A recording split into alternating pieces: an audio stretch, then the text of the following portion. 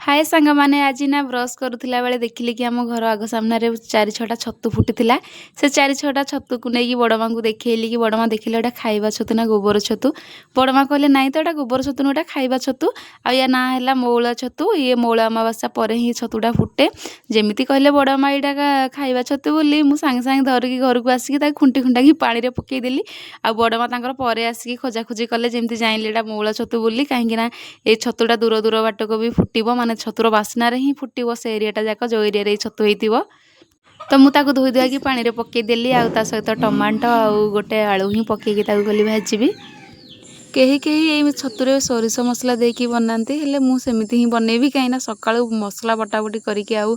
बनैकी खाइबार PaySense मोर नाला जेहेतु मु चा पिया छाड़ी देछि तो जल्दी मुझे कौन केमती करके दीटा पखाड़ खाऊँ तो से गुंड मसला ही भाजी तो छा गुंड मसला ही बहुत ही भल लगे।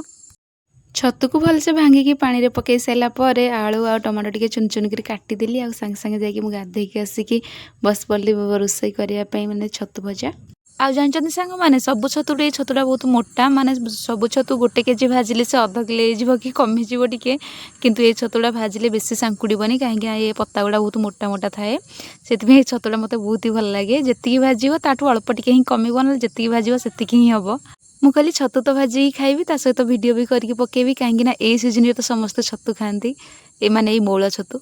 छतु भाजी सारिकी मुझे बड़ा बड़ी करदेली मो खाइबा पखाड़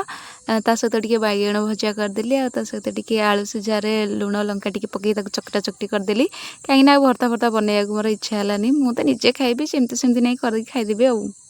मु ना सांग मैंने जमती सेमती खाईदेवी कि क्या